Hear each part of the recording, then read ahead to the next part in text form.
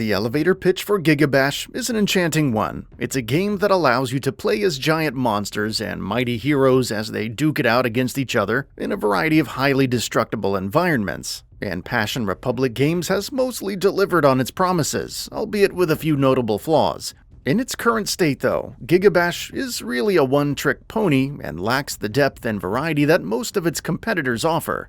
Gigabash is an arena brawler in the vein of something like Power Stone, and your goal is to pummel down your opponent with hard-hitting attacks, which will ultimately send them flying miles away from the arena. Immediately upon booting Gigabash, you're greeted with the detailed tutorial that takes you through the basics of fighting as these giant monsters. The square and triangle buttons are used for unleashing normal and special attacks, and holding them unleashes a stronger variant of these attacks. You can also perform variations of these attacks by pressing them in the air. The left trigger is used to block and parry moves, and can be chained with the attack buttons to unleash defensive attacks. The right trigger performs a quick dash, which can be chained with attacks to rush into an enemy. Last but not least, you can also grab your opponents with the press of the circle button and punch them or throw them accordingly. Or better yet, pluck buildings and structures from the battlefield like a flower and smash your opponents with them. While all that sounds overwhelming at first, it doesn't take much to get the hang of it, and soon you'll be chaining together heavy and light moves, dodging through strikes, and following up with rush attacks intuitively. The combat system is great overall, but a major gripe that I had was a lack of a lock-on mechanic. I would often find myself attacking in thin air while my opponent was just an arm's reach away, since some characters and attacks can have really short range and attacks don't magically connect with your opponents. This becomes even more of an issue when there are 3 or 4 combatants on screen, and you need to direct your attacks toward a single foe, but you end up clumsily hitting nothing like a joker. Thankfully, Gigabash's roster of characters is a humble one, but has enough variety amongst them to keep battles interesting. Take, for example, Goragong, an angry beast who excels at close-quarters combat as it uses its heavy fists and ground slams to make short work of its opponents. This is very different from Pipijuras, a giant alien crab that uses its projectile beams to keep its opponents at bay. Then there's Wooly, a cutesy giant yeti that can swallow opponents or engulf them in a rolling snowball and send them flying towards the edge of the arena. There are only 10 characters to speak of, some of which need to be unlocked by playing, which is a bit disappointing when competitors such as Multiverses feature dozens of different characters. Furthermore, they also lack the charm that the likes of Mario or Bugs Bunny have.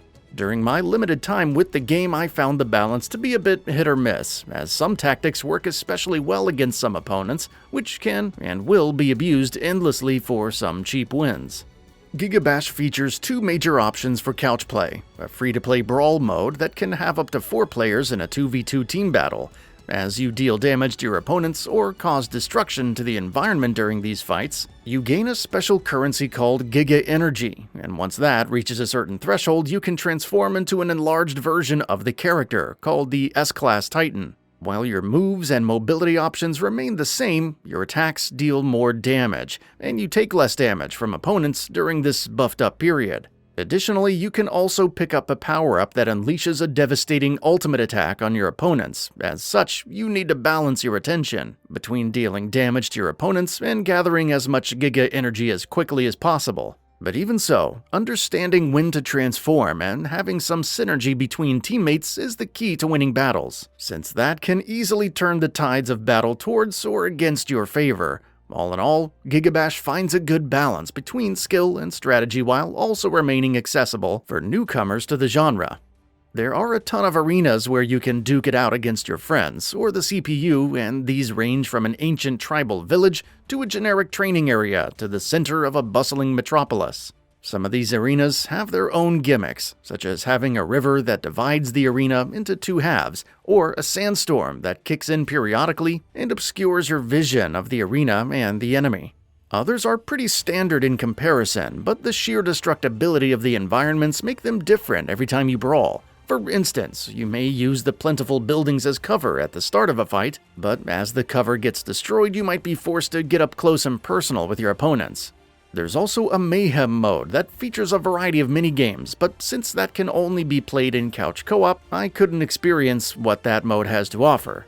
Over on the single-player front, Gigabash features 4 short storylines centering around 4 of the characters in the roster. It isn't anything particularly captivating, but serves as a good way to get comfortable in playing these characters as you face varied opponents, which require different strategies to overcome.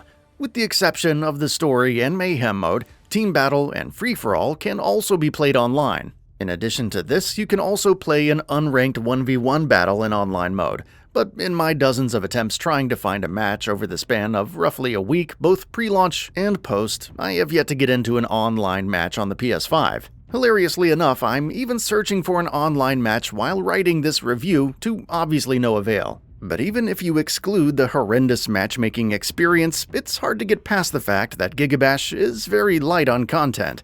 You gain XP upon completing matches, but that only unlocks extras, such as additional lore information or background music.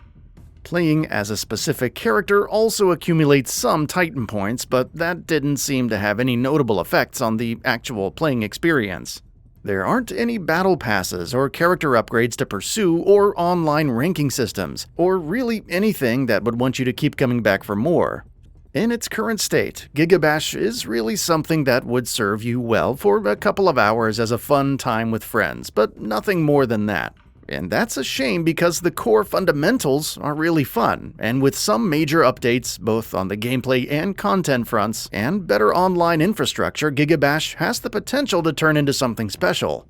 That's all for now. If you enjoy what you saw, please hit the like button. And if you're new to the channel, now is a great time to subscribe. We upload brand new videos every single day. After subscribing, don't forget to enable all notifications by clicking the bell icon. Thanks for watching this video, and we'll see you next time, right here on GamingBolt.